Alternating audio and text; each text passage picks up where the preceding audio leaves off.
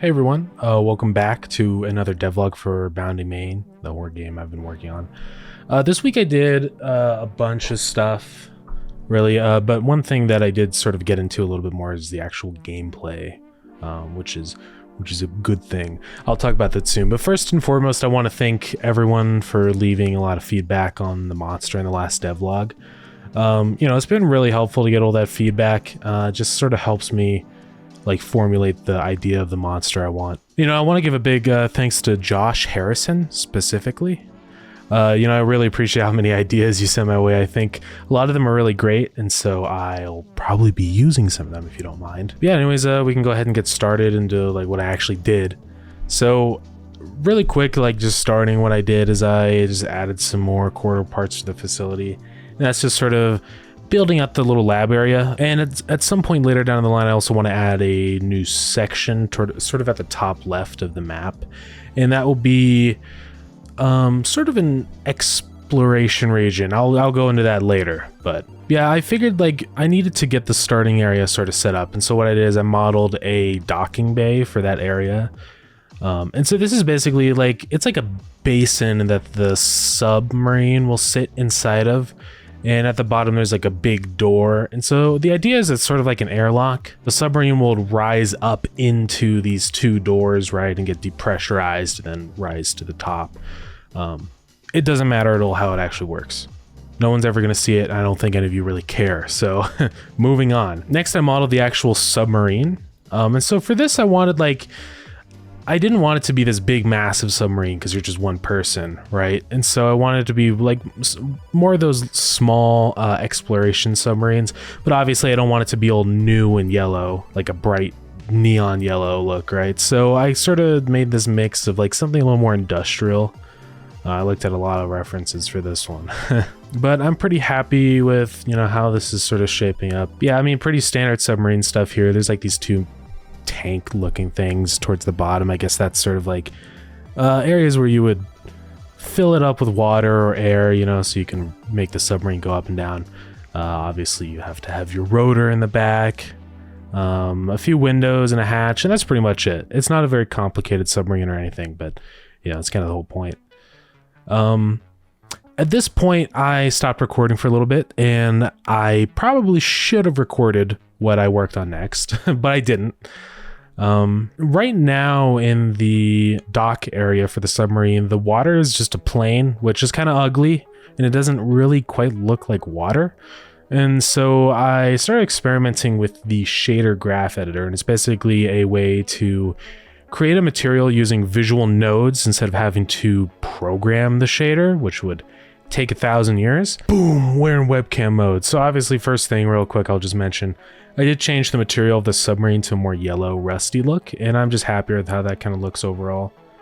Yeah, not much to say there. I used Filter Forge for that again.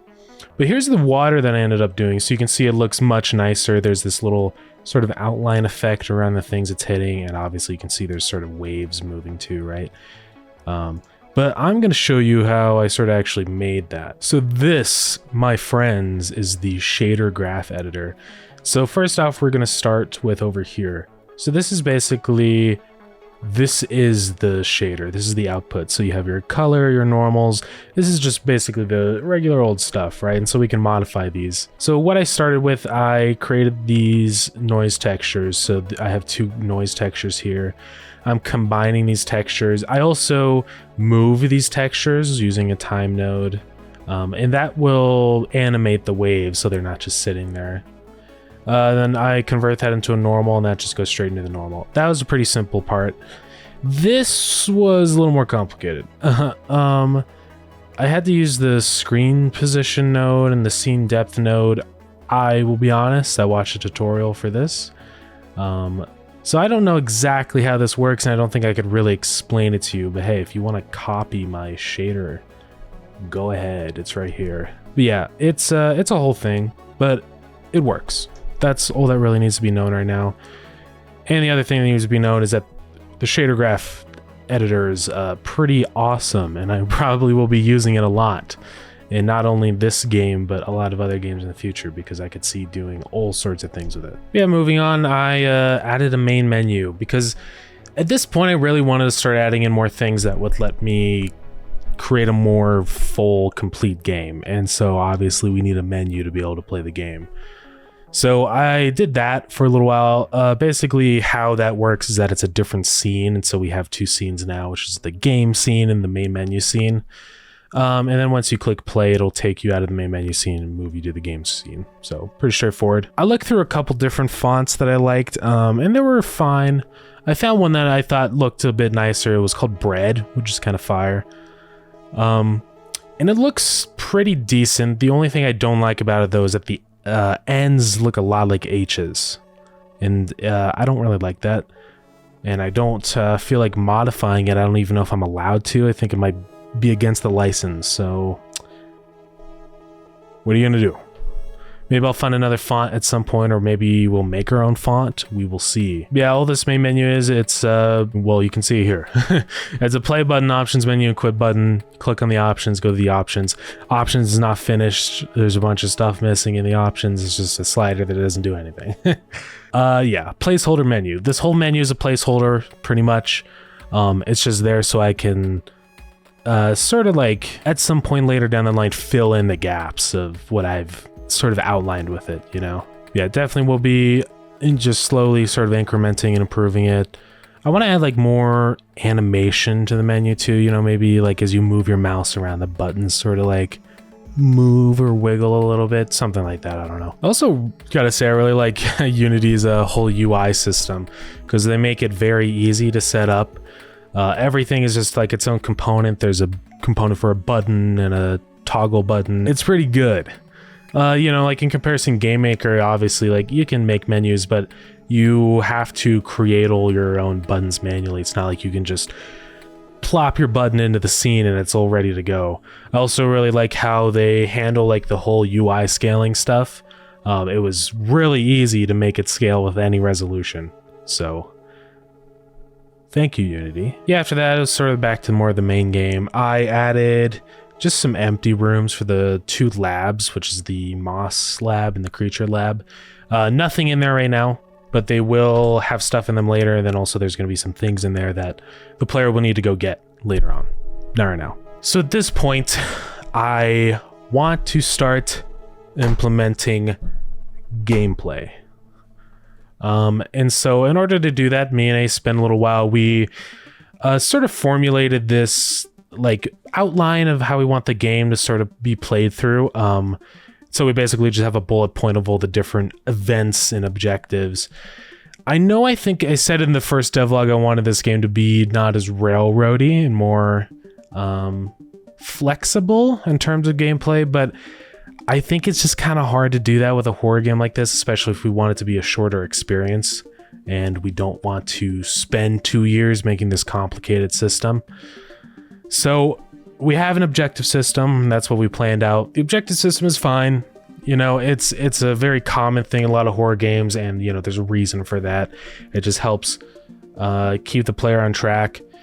The alternative was not having the objective system, but we're kind of worried that it would be too confusing for the player to know what they have to do, and I think that would be worse than limiting their freedom a little bit. And hopefully with some different features sort of later on, we can add in more freedom for the players. I don't know exactly how yet, but maybe one day. I don't know. But yeah, it's feeling pretty nice to have that sort of set up, because now I feel like I'm sort of at a point with this game where I can like really start adding gameplay. You know, I finally have the environment sort of filled out and stuff like that, and so I'm at a point where like I can turn this into a game rather than just a walking simulator. So as part of the outline plan, we needed to decide why the player was down there in the first place, right? And you know, we had a lot of ideas. I also really appreciate all the ideas a lot of you boys, you gamers, girls and gals, I don't know, anyone, everything you guys came up with, because you gave a lot of great ideas. You know, there was a few ideas about maybe you're some kind of biology expert or something like that, and that's a cool idea. I decided to go a different route though, because I thought it would make more sense, because there's a few reasons. There's a few categories we have to fill out. So first off, there has to be a reason why the player needs to be down there. Initially, we were thinking like a janitor or a maintenance person, but the problem with that is that those people would probably just be workers permanently living at the facility and not something that would come down every few months. And so that doesn't really work. I do like the idea of like the biology expert too, but there's a few issues with that. First, that means that there's contact between the surface and the base, and so if something was going wrong, they would know about it right away. And so I don't really want that to be the case. I want, as soon as the player goes down there, the bad stuff has already happened. So I think what really works for this is basically like a resupply mission. And so you're just down there to take some supplies out and bring them into the facility and then leave. It sort of throws the player into it without wrapping them up into this more complicated thing, like with the biology expert where it's like, oh, you have to go to the lab first. I think it just gives us more flexibility in terms of how we want the game to sort of progress. Yeah, that's what we're going with. So anyways, first gameplay objective, the player has to take crates from the docking bay to the kitchen area next to the cafeteria, then also down to the boys' dormitory or men's dormitory. I don't know if boys would be the proper, I don't know. So I need basically like an indicator of where you have to put these crates. So I worked on adding this decal projection, and what I had to do for that is I wanted it to be an emission texture, so I modified the base Unity emission decal material shader thing. I don't know what it's called. And I allowed for emission support with that. And that was actually surprisingly easy. Gotta love the shader graph editor again. Really sick. Initially what I wanted is like sort of like this marker thing where it has these like brackets on the side and it would extend out and stretch. And I wanted to use a 9 slice with that because it allows you to keep the aspect ratios of the corners and then just stretch the middle empty part. But I couldn't get the decal projector working with 9 slice, unfortunately. So I ended up just doing a regular rectangle. It's not the most interesting thing, but it works. Also made a little script that just sort of makes it slowly expand and shrink, just to make it more obvious that this is the spot you have to put your stuff. It's not just a randomly white painted rectangle on the floor. And then I also needed to check if the boxes were actually there. So I just added a box collider, then another script that just runs every frame and checks how many objects are in the box. So yeah, then I added a objective text thing to the UI thing I set up a long time ago for the cursor. And all this is just, it says objective at the top, then right underneath it's your current objective. Some objectives will have numbers in them.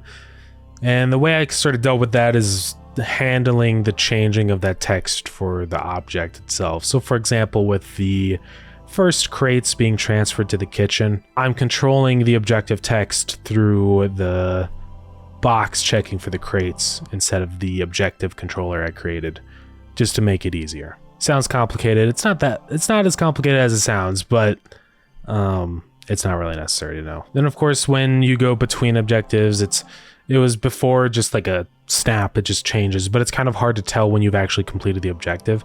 Later on, I do want to add like a little sound effect for when you finish an objective, but for now I just made it so the text will fade out and back in whenever the objective changes to the next one. And I'm happy that that worked. So yeah, after that, we decided to add key cards into the game because we want certain areas to be sort of locked off. I don't want a player to just run through the entire facility and beat the game in 30 seconds. So we have to sort of limit which places they can go. So I added a key card, and this is for the laboratory access. This is actually like one of the first objects I've like drawn, like hand drawn a material for it. So it was kind of interesting. But yeah, I just made this little key card. It just says staff laboratory access 01.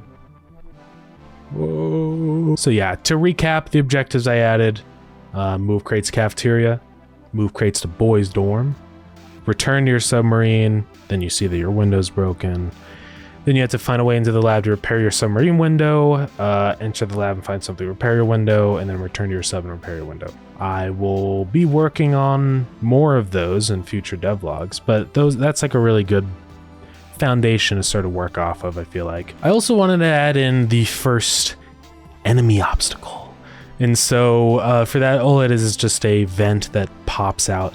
It's not so much of an obstacle, it's more of just a little event, spooky scare that can happen. So the vent will just pop out. Right now it's just a random chance, but eventually what I'm going to do is I'm going to link it up to the alien controller, and so the angrier the alien is, the more likely it is to happen. But I have to do that later. As I was doing this, I also decided to redo the entire object picking up mechanics. Because one thing that was sort of an issue is that you could interact with an object while you're holding an object, and that would just cause weird stuff. Because like you can interact with a terminal with an object in your hand, and that just wasn't good. So I sort of merged the pickup script into the looking at script, and I made it so you can only interact with something as long as you're not holding an object. So they're kind of mutually exclusive now, which I think is a lot better. It makes it feel a little bit easier, more intuitive to use, I guess. I also added the interact overlay thing over for when you are looking at a pick-upable object, so you actually know you can pick it up. So yeah, that was pretty much it. Just sort of a lot more gameplay focus this time, which is good. I want to get some more gameplay out because I would love to have a semi-playable build out soon. Not only just for all of you to enjoy, but maybe so I can start sort of setting up the Steam page for this game too. Yeah, I guess question of the day. Sometimes it's sort of hard to come up with these, especially if I don't have any ideas. But, you know, I would love to hear any of your ideas for crew logs, especially since I'll be adding those soon. And honestly, just any ideas with the terminals in general. I sort of had an idea for maybe unlocking a door or something like that, or deactivating an alarm system with one of the terminals. I don't know if I'm going to do that anymore, but, you know, if you have ideas like that, then let me know. I would love to hear what you think the terminal should be used for. Yeah, future devlogs, no specific time frame because I don't want to make any promises, but I'll probably be adding in more of the gameplay objectives. I'll be fleshing out the whole outdoor sequence, like building the reactor and the alien there. I also need to add more danger to the game. It's a horror game. Games a lot of the times aren't super scary if there's no real threat. So I don't know if I'm going to add a health system. I might just add like an instant death sort of thing with checkpoints, but we'll see. But basically that's going to involve adding more alien events that happen and more hostile alien events rather than just, you know, event popping out. And I still do want to work on the plants and sort of getting that set up. I want to make like the different areas in the facility more distinct because right now it's all just rust, but like I want the lab to be more of a cleaner metal because it just makes sense. It's more of a sanitary area. Stay tuned for all of that in the next devlogs. But yeah, I think that's going to be it. You know, if I did anything wrong in this video, it was a lot of coding and stuff like that. So if you noticed anything bad, let me know. Because it's really hard sometimes to tell if I'm doing something wrong unless someone else points it out. Because I can look up, you know, tutorials and stuff, but if it works the first time, then I don't know. I don't know what to look up, you know, so let me know. Yeah, that's going to be it. Thanks for watching. Hopefully I'll have more devlogs out soon and some other types of videos. So, bye!